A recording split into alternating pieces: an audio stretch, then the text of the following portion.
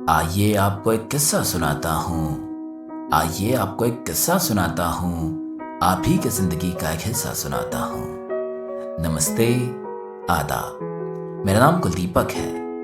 किस्से सुनाता हूँ, कहानियाँ सुनाता हूँ।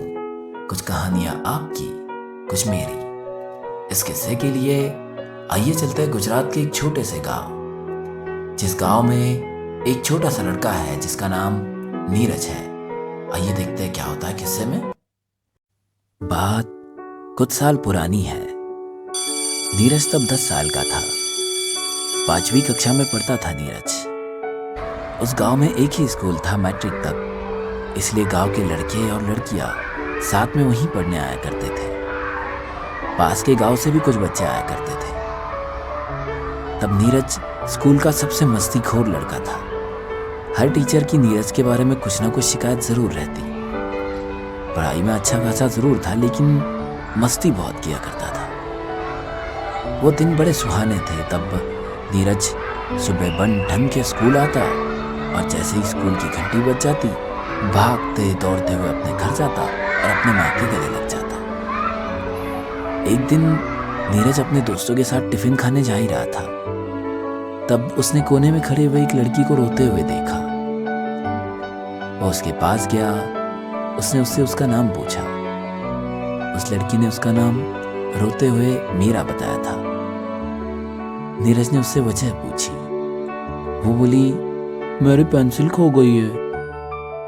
नीरज ने उसे अपने बैग में से पेंसिल देते हुए कहा, ये पेंसिल ले लो, रो मत, आज से हम फ्रेंड्स हुए।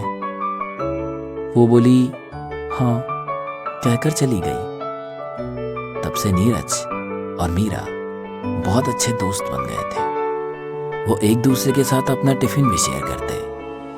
मीरा उसके घर से अलग अलग चीजें बना कर ले आती, जैसे कभी गुलाब जामुन, कभी ढोकड़ा, कभी फेपला और पता नहीं क्या क्या। नीरज के टिफिन में बहुत बार एक ही चीज रहती, कभी एक तो फेपला और अचार, या फिर कभी कोई रोटी और अचार। मीरा उससे कहीं कहीं बार पूछ भी लेती, तुम इतना ही लाते हो, तुम्हें यही पसंद है? नीरज बस हाँ में सर हिला देता। धीरे धीरे करते करते नीरज और मीरा बड़े हो रहे थे। जब भी उतरण आती तो नीरज को पतंगबाजी का बहुत शौक था। वो हर जगह जाकर कोई ना कोई पतंग लूट कर जरूर लेकर आता था।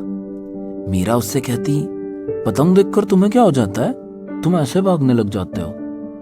नीरज कहता, मुझे पतंग उड़ाना पसंद है और पतंग पकड़ना भी, लेकिन तुम पतंग उड़ा नहीं पाओगी, तुम्हारा हाथ कट जाएगा मांझे से।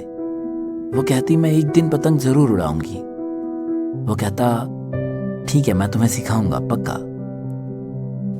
कभी उतरण में पतंगबाजी करते हुए, कभी कभी नवरात्रि में एक दूसरे के साथ गरबा करते हुए, होली में एक दूसरे को कलर लगाते, स्कूल में आते जाते, एक दूसरे के साथ अपना टिफिन शेयर करते करते नीरज और मीरा उम्र का एक पड़ाव पार कर चले थे।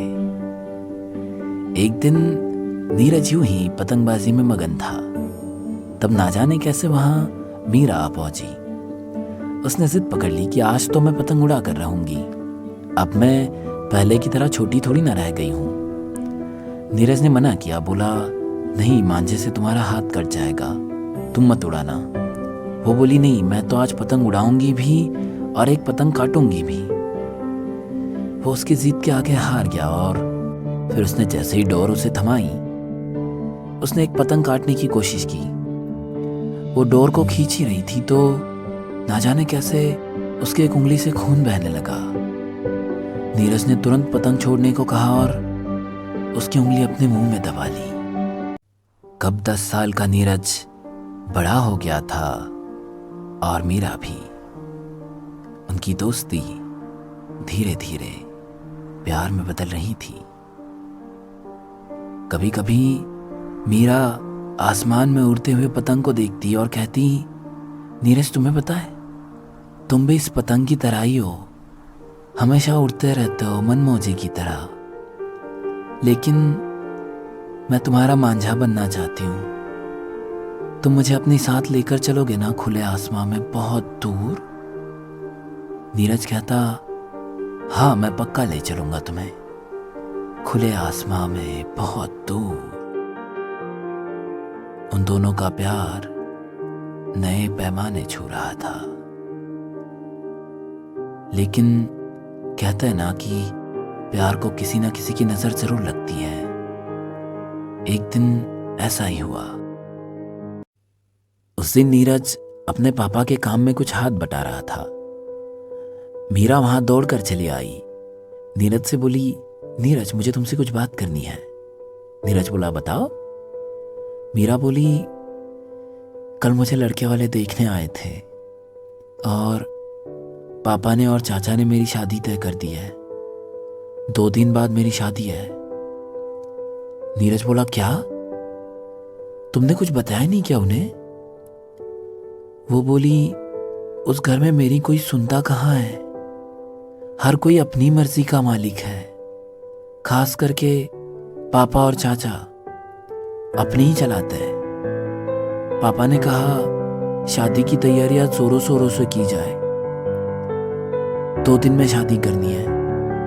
लड़की पराया बोझ होती है, उसे जल्दी विदा कर देना चाहिए।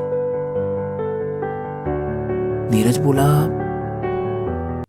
मीरा तुम ये शादी कर लो। मीरा 2 मिनट के लिए रुकी, फिर आंखों में आंसू लाते हुए बोली, क्या बोल रहे हो नीरज तुम? क्या सच में मैं ये शादी कर लूं और तुम मुझे भूल पाओगे?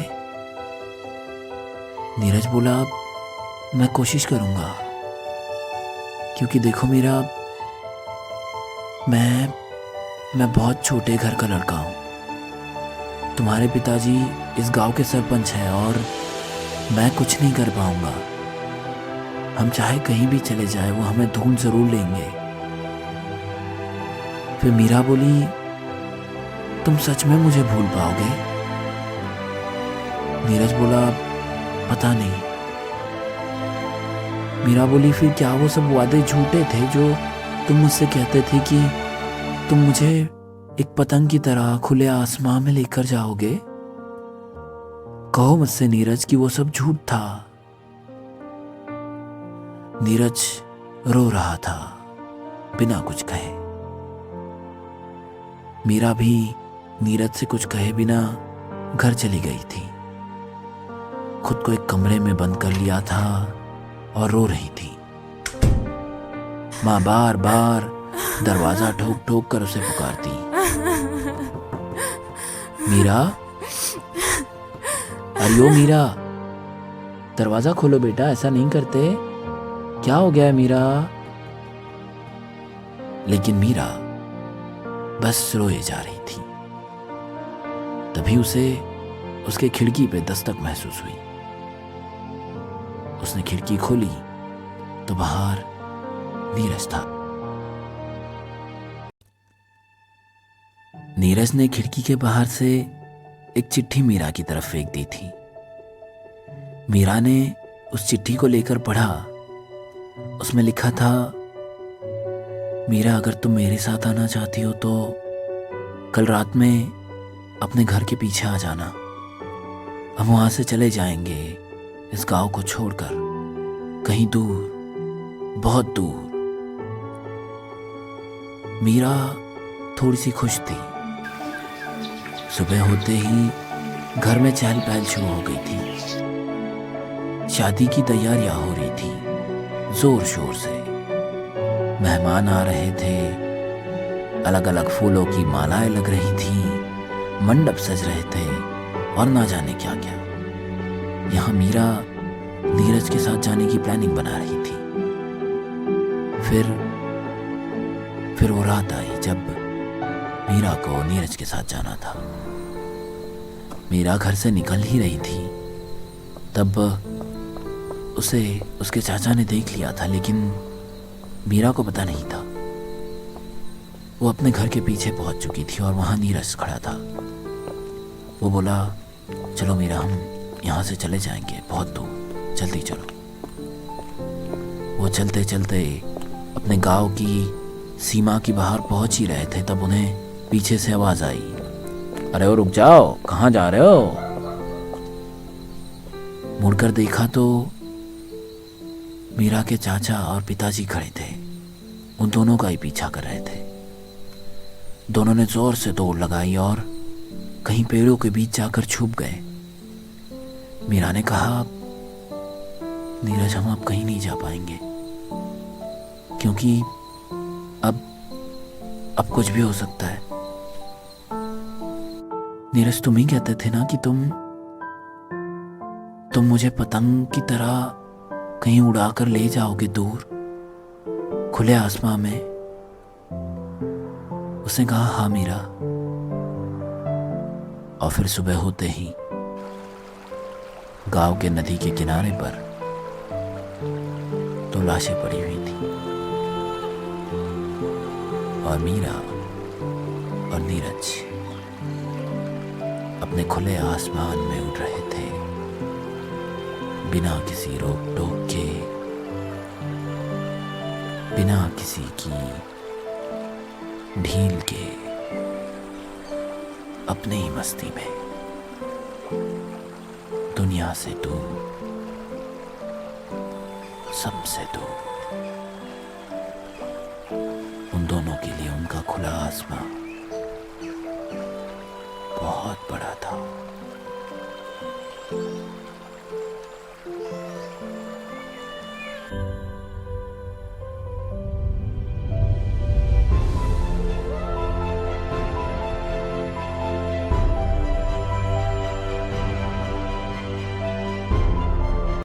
जी हाँ, तो कैसा लगा आपको ये किस्सा? आज ना जाने कितने नीरज और मीरा बस एक खुला आसमां चाहते हैं और हम अपने ही सोच में डूबे पड़े हुए हैं। बस उन्हें उनका खुला आसमां नहीं दे देते। चलिए जाते जाते आपको कुमार विश्वास जी की कुछ पंक्तियां सुनाकर जाना चाहूंगा कि कुछ छोटे सपनों के बदले बड़ी नींद का सौदा करने निकल पड़े हैं पांव अभागे, जाने कौन डगर ठहरेंगे।